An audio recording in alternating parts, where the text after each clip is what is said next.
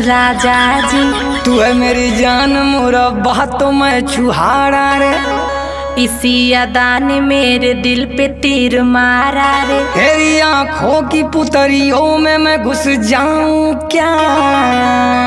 पुतरियों में घुसा के अंधी में हो जाऊं क्या? अरे मेरी जान ये मजाक है, गुस्सा न करो। हटो अब दूर, मैं नाराज हूँ ना बात करो। ओ मेरी जान तुमको किस तरह से समझाऊं?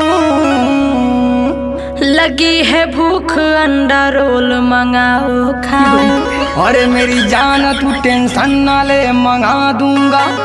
नहीं दिया तो तेरे घर पे सब बता दूंगी। ओ मेरी जान पास आओ, अब न तड़पाओ। मेरा चुम्मा नहीं लोगे